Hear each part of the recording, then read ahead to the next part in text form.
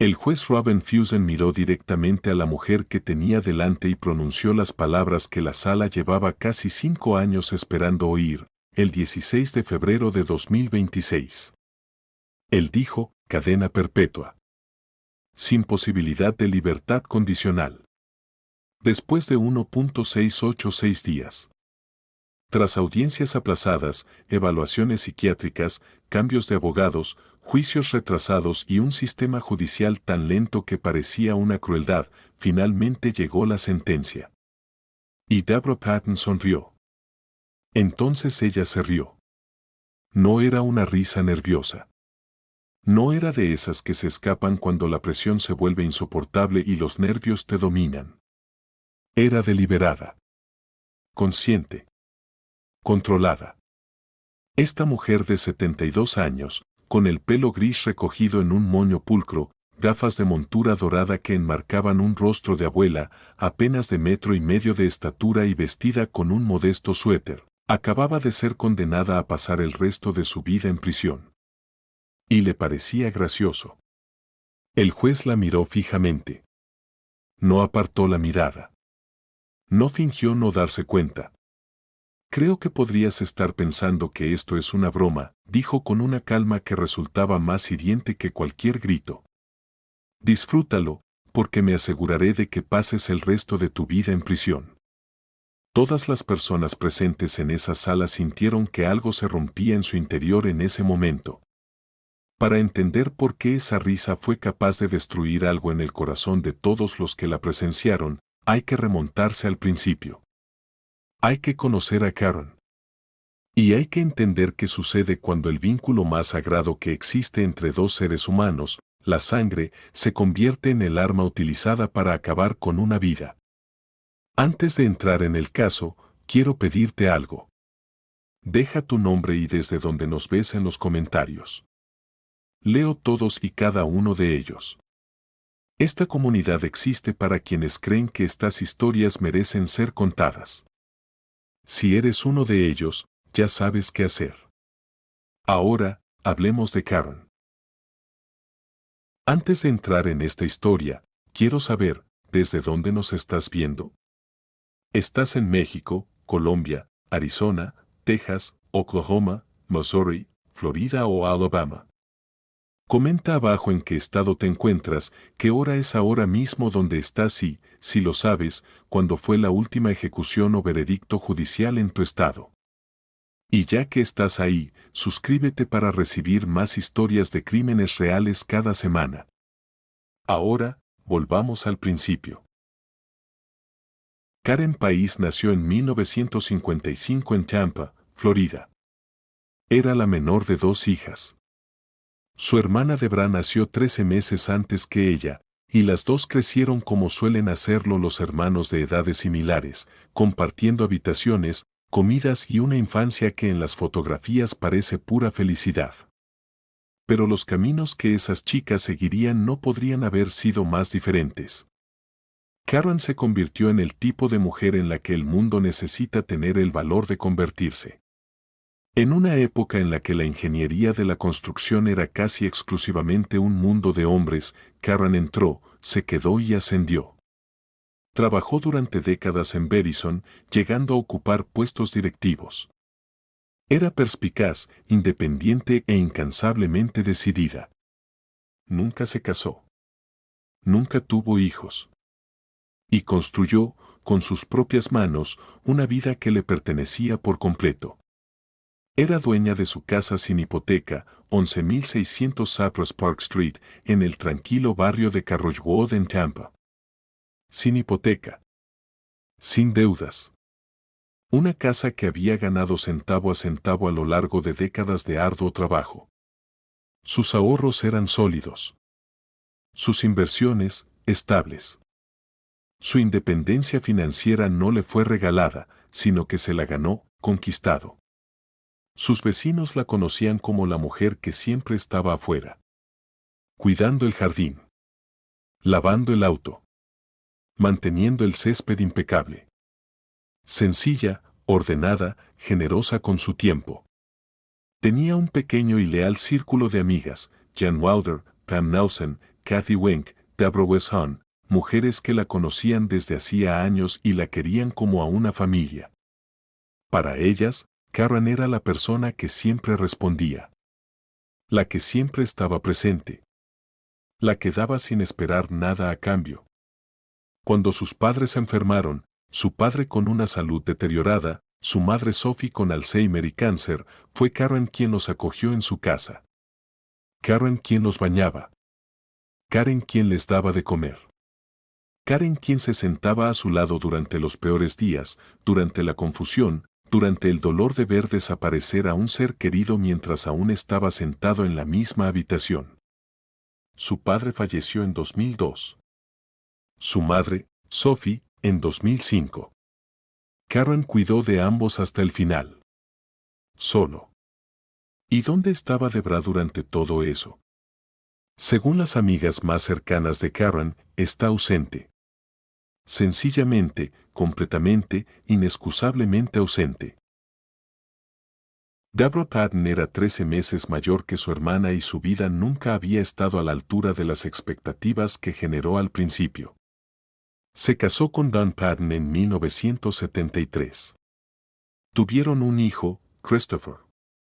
El matrimonio duró 25 años, pero estuvo marcado desde el principio. Don la describiría más tarde como una mujer que se fue aislando progresivamente del mundo. Sin amigos. Sin vida social. Arrebatos de ira incontrolables. Se enfadaba mucho, gritaba. De vez en cuando me pegaba con los puños en el pecho, pero era una mujer muy menuda, dijo en su testimonio.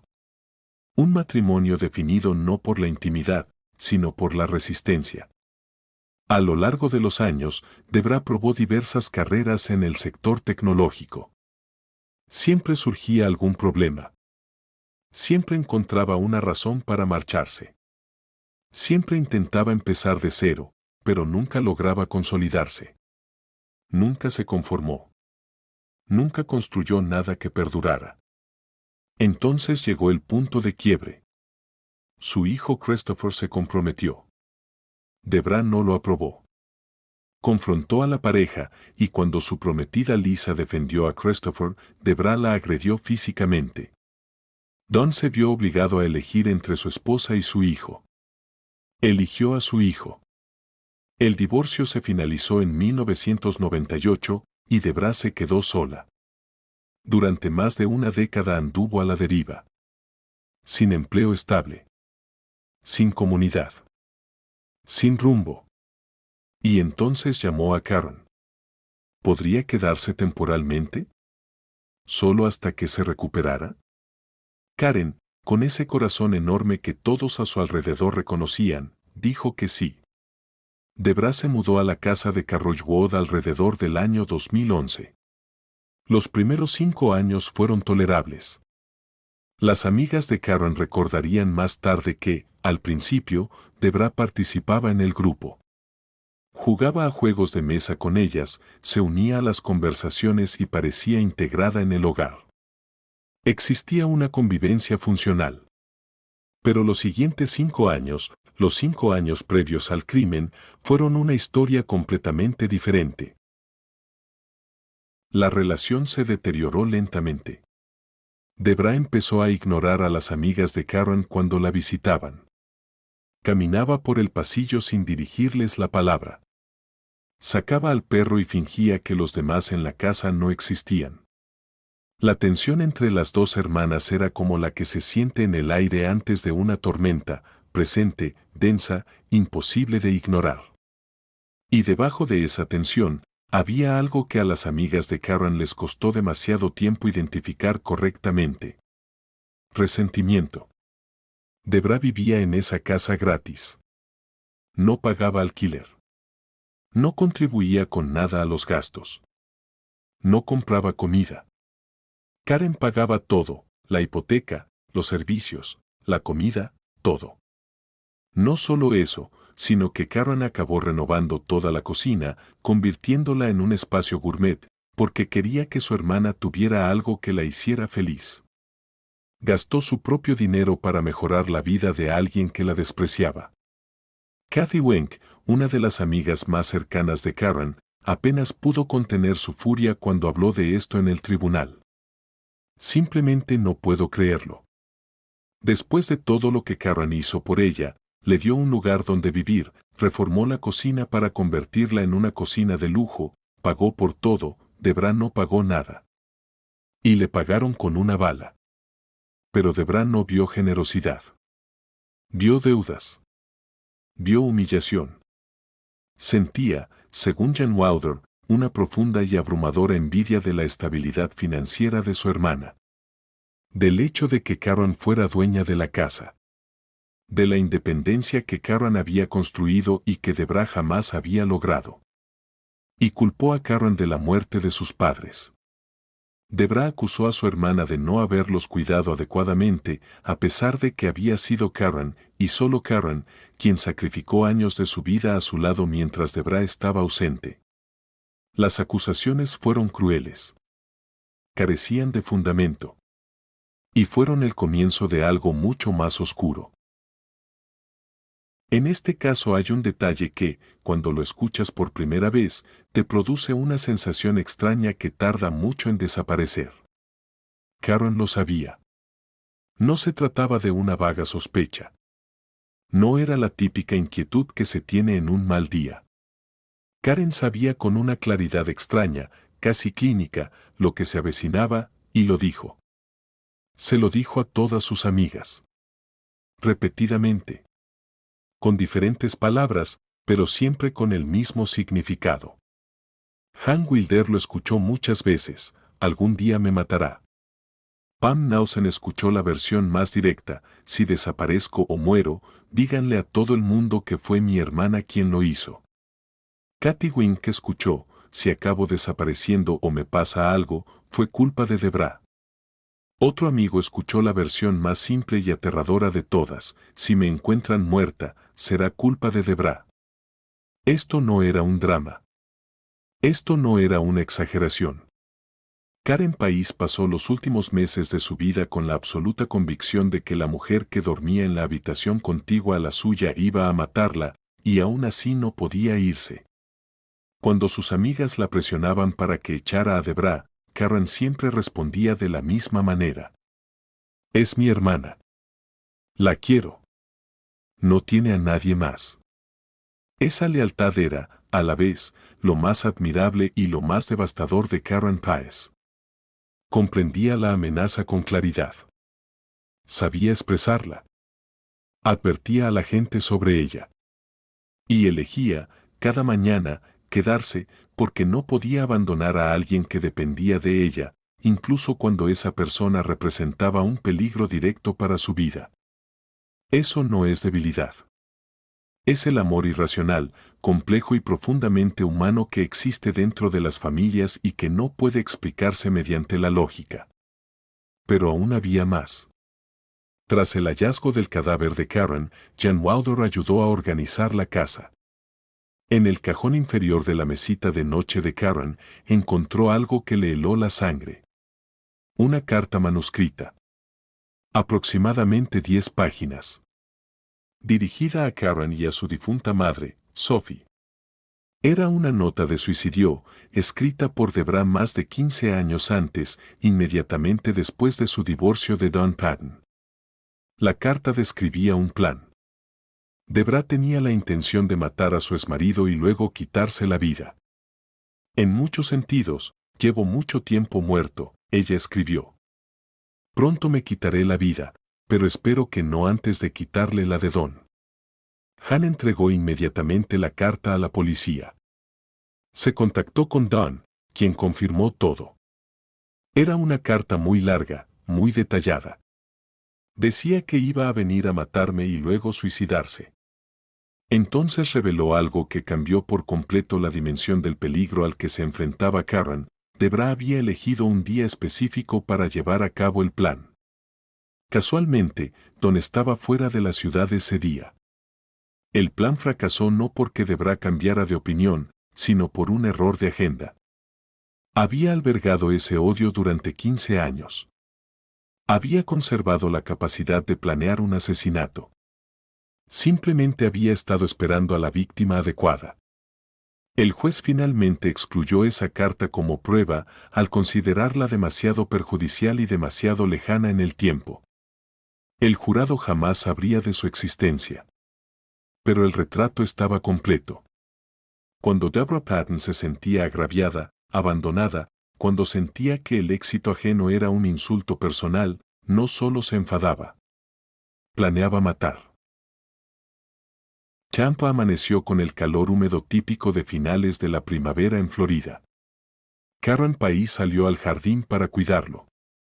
Su vecino de enfrente, el agente Dango García de la oficina del sheriff del condado de Hillsborough, tenía cámaras de seguridad instaladas en su propiedad. Las cámaras captaron parte de la fachada y el lateral de la casa de Karen. García la conocía de vista, era la vecina que siempre estaba afuera y que la saludaba al pasar. Esa es Karen.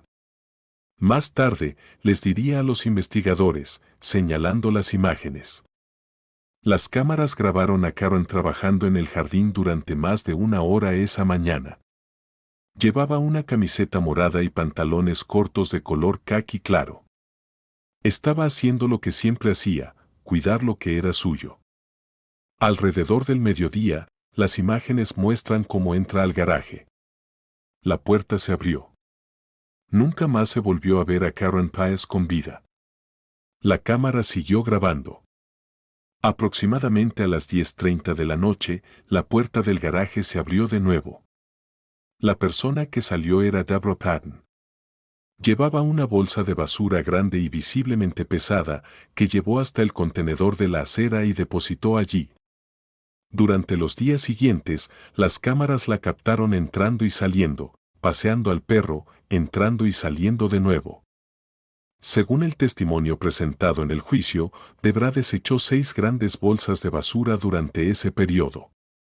Y entonces las cámaras mostraron algo que los amigos de Karen identificaron de inmediato como una señal de que algo andaba terriblemente mal. Deborah Patton se subió al coche de Karen y se marchó. Karen jamás dejaba que nadie condujera su coche. Jamás. Ese coche era suyo y lo protegía con celo. Si Deborah estaba al volante, solo había una explicación posible. Karen ya no estaba en posición de detenerla. Pero nadie lo sabía todavía. Pasaron los días. Karen no respondía a los mensajes. No contestaba las llamadas. Para sus amigos, esto era incomprensible. Karen era comunicativa, presente, confiable. El silencio era una señal de alarma. Cuando finalmente llegaron las respuestas a sus mensajes, algo fallaba. Las palabras no coincidían con la forma en que Karen se expresaba. El tono era extraño. Su forma de expresarse no parecía propia de ella. El grupo de amigos comenzó a intercambiar impresiones. Nadie había hablado con Karen en días. Nadie podía confirmar que estuviera bien. El sábado, 29 de mayo, Pam Nelson y Jan Wilder fueron en coche a la casa. Llamaron a la puerta. Nadie respondió. Han se acercó a la casa y miró hacia el garaje. Vio el coche de Karen aparcado dentro, y luego vio a Deborah de pie en el garaje. Hola Deborah, soy Han. Estamos buscando a Karen. Deborah no dijo nada. Se dio la vuelta y volvió a entrar en la casa. Llamaron a la policía. Llegaron los agentes, comprobaron el estado de Karen y llamaron a la puerta. Finalmente, Deborah abrió y les dijo que no sabía dónde estaba Karen, que a veces desaparecía por un tiempo y que no tenía ni idea de a dónde había ido. La policía registró el caso como una denuncia por persona desaparecida y se marchó. Más tarde ese mismo día, otra amiga, Deborah Wesson, fue a la casa con su hijo y la novia de este. Llamaron a la puerta. Nadie respondió. Su hijo rodeó la casa, entró por la parte de atrás y abrió la puerta desde adentro. Encontraron a Deborah Patton tendida en la cama. Letárgica. Desorientada. Cuando Deborah Wesson preguntó dónde estaba Karen, Debra la miró fijamente y dijo, ¿quién eres? Conocía a Debra Wesson desde hacía años. Deborah Visan registró la casa. Karen no estaba allí. Pero sí encontraron su bolso, su identificación y sus llaves. Le pidió a Debra que sacara al perro al patio trasero. Eso, finalmente, la hizo levantarse de la cama. Y fue entonces cuando Debra Wesson lo vio. En el patio trasero que Karen había cuidado con tanto esmero, siempre verde, siempre perfecto, había un trozo de tierra oscura recién removida. Un rectángulo de tierra cruda y removida en medio de un césped impecable. De unos 2,5 metros de largo. Deborah Visan miró la tierra. Miró a Debra Patten, que estaba de pie a su lado. Y formuló la pregunta que resonaría en la sala del tribunal meses después. Karen está en ese agujero, ¿verdad? Debra Patten no dijo nada. No lo negó. No protestó. Se quedó allí de pie, con la mirada perdida, la expresión inexpresiva, como si la pregunta no le hubiera llegado. Jan Wilder describiría más tarde esa mirada como la de un zombi. Un silencio que, en sí mismo, era una confesión. La policía fue alertada nuevamente. Esta vez, los investigadores obtuvieron una orden de registro. Llegó el equipo forense.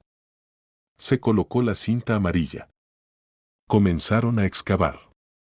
Aproximadamente a 60 centímetros bajo la superficie, los investigadores sintieron algo y luego lo olieron.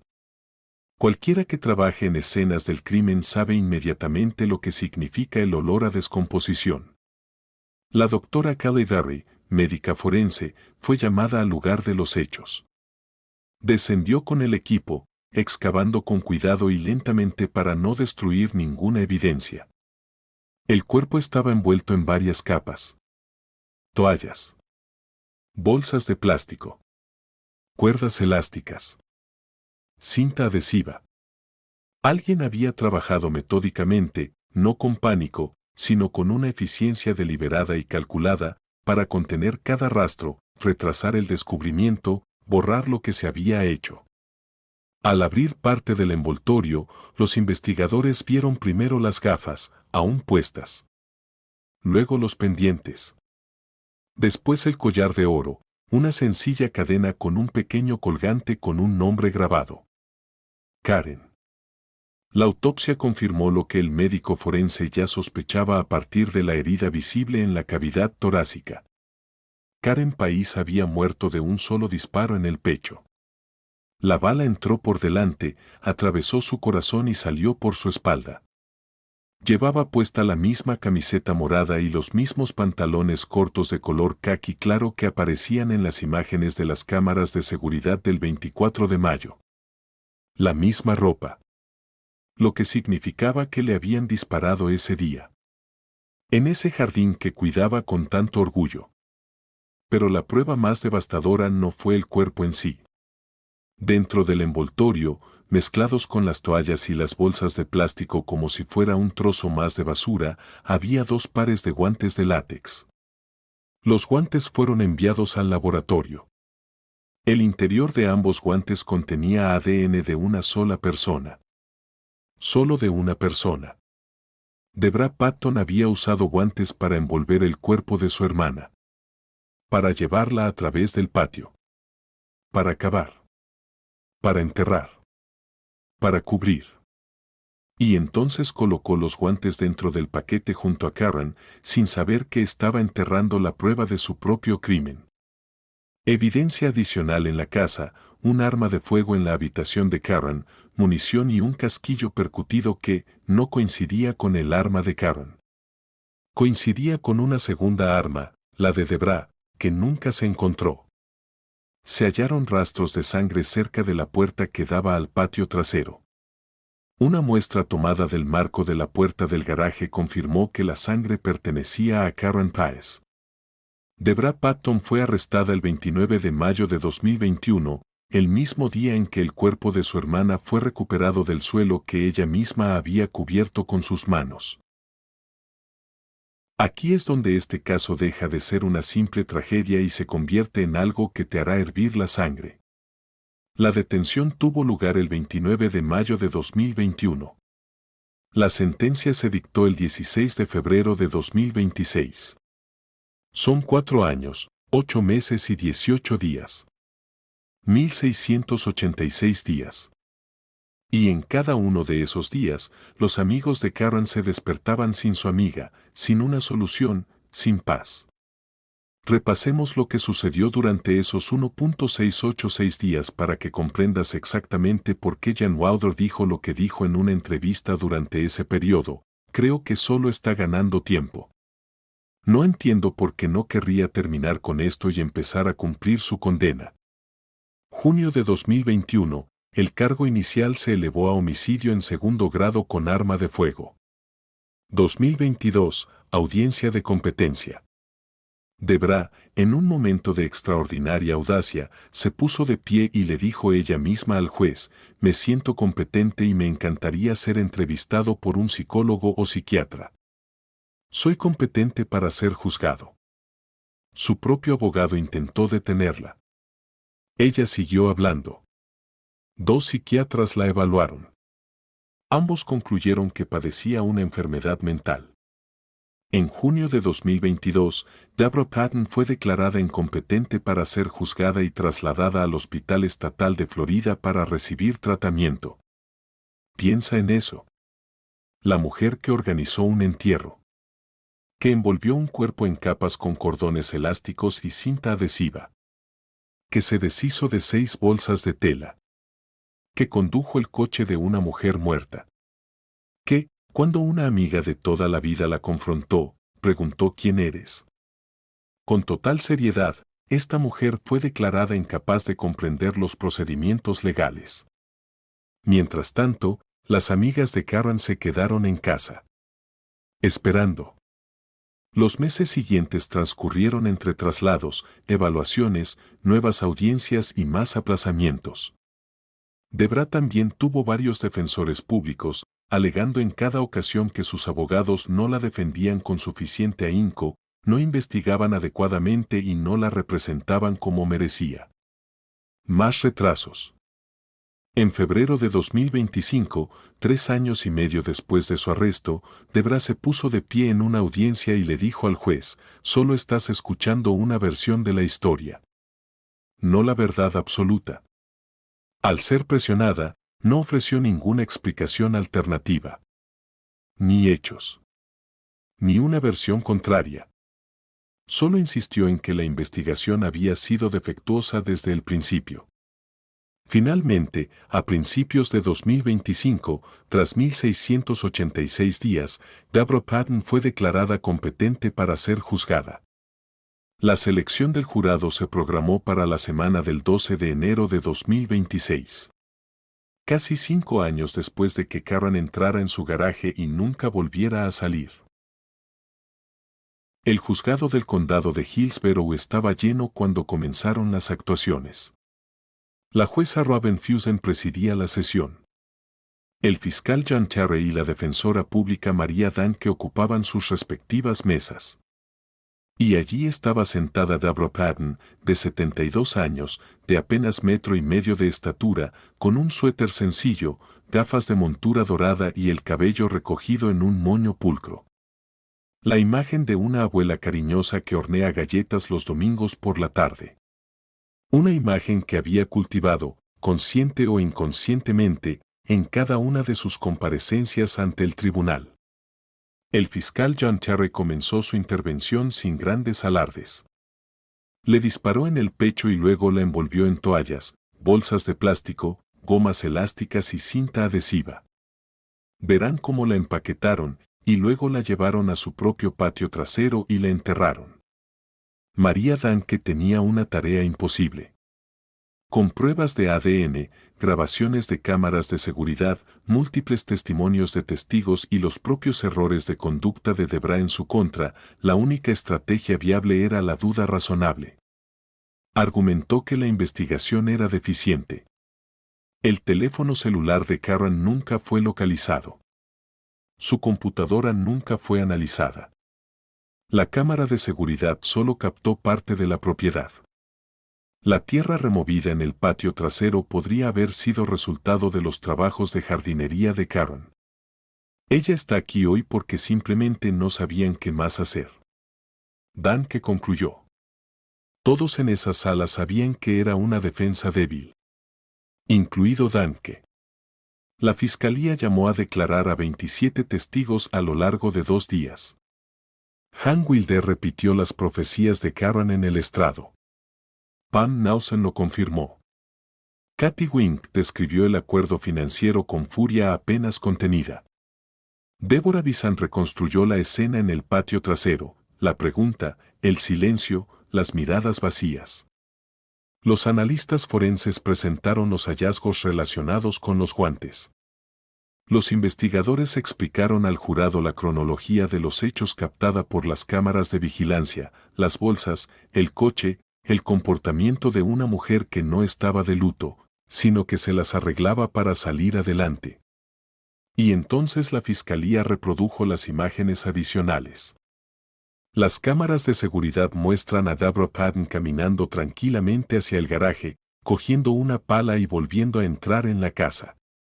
La forma en que alguien camina cuando tiene una tarea que completar. Más tarde, el juez Fuson usaría una sola palabra para describir esa imagen, inconcebible.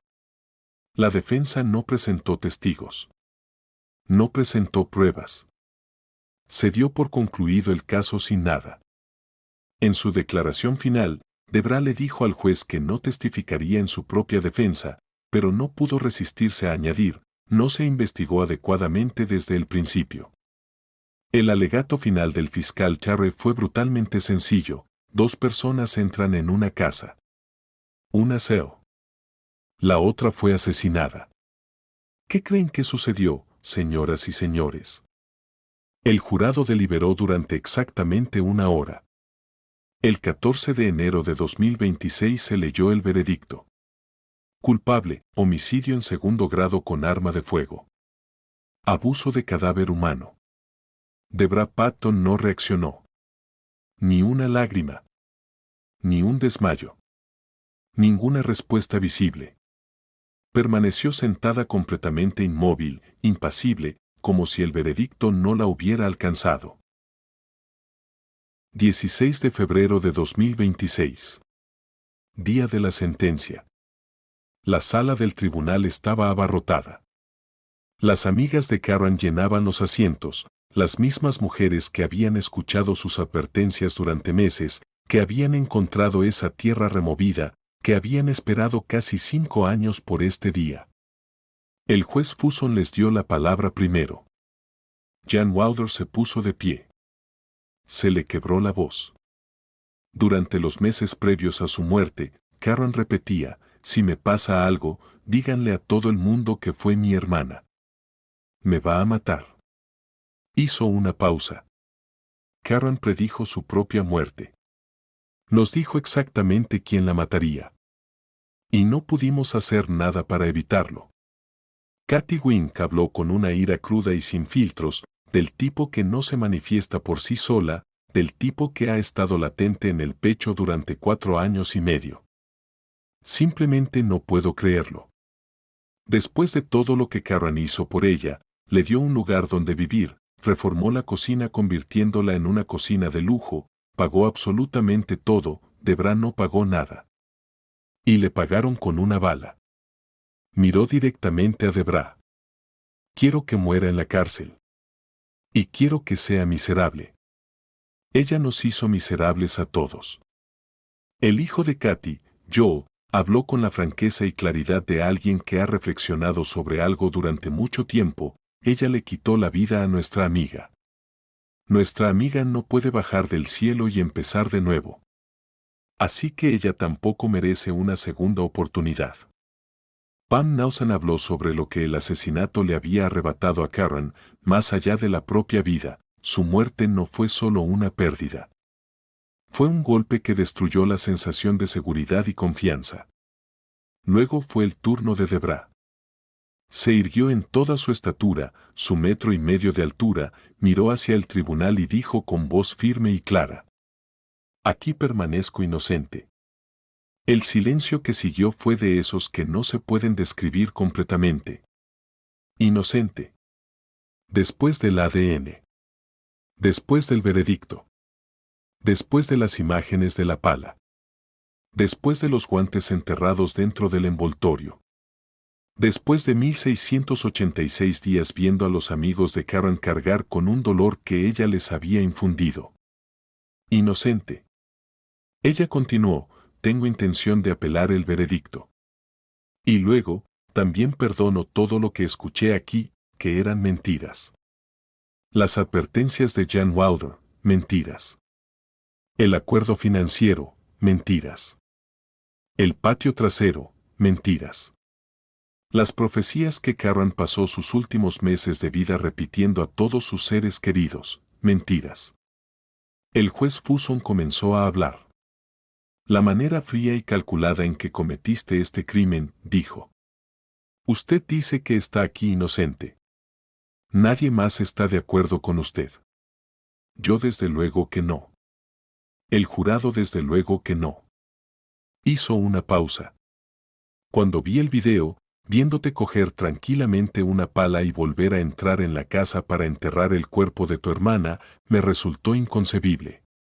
Debra intentó interrumpir. Deberías haber visto el video completo. Fuson no se inmutó. Este no es tu momento para hablar. Este es tu momento para escuchar. Ella guardó silencio. Habló de la generosidad de Karen. De la década de vivienda gratuita. De las facturas pagadas. De la comida. De la cocina reformada. Del apoyo incondicional que le brindó a alguien que lo pagó todo con una sola bala y una tumba poco profunda en el jardín que Karen había cuidado como si fuera lo único en el mundo que le pertenecía por completo, sin lugar a dudas. Cadena perpetua. Sin posibilidad de libertad condicional. Y Debra Patten sonrió. Y entonces ella se rió. El juez la miró con una expresión que iba más allá de la indignación. Reflejaba algo más profundo, el agotamiento de un hombre que ha presenciado demasiado de un tipo específico de maldad y sabe que no tiene explicación ni redención. Creo que podrías estar pensando que esto es una broma, dijo. Disfrútalo, porque me aseguraré de que pases el resto de tu vida en prisión. Describió el crimen como frío. Calculado. Y luego dijo algo que resonó en la sala del tribunal mucho después de que todos se marcharan. Esto representa el mal que camina entre nosotros. Debra Patten fue llevada esposada. Tiene 72 años. Morirá en esa prisión. Y en algún lugar de un barrio de Tampa hay un jardín que ya nadie cuida, el césped crece a su antojo, sin que nadie lo mantenga en perfecto estado. Karen lo había mantenido impecable. Porque Karen mantenía impecable todo lo que amaba. Karen País advirtió a todos. Lo dijo en voz alta. Dio nombres, describió escenarios e dio instrucciones. Y quienes la amaban no pudieron hacer nada, porque en este país no te pueden arrestar por un delito que aún no has cometido, ni siquiera cuando alguien que te quiere te advierte con exactitud lo que va a suceder. Esa es la parte de esta historia que permanece. No solo el crimen. No solo el veredicto. Sino la imagen de una mujer cuidando su jardín un lunes por la mañana de mayo, sabiendo en lo más profundo de su ser que el tiempo se le acababa y eligiendo, por última vez, regar lo que había plantado. Si esta historia te conmovió, compártela. Los amigos de Karen esperaron 1686 días para que se hiciera justicia.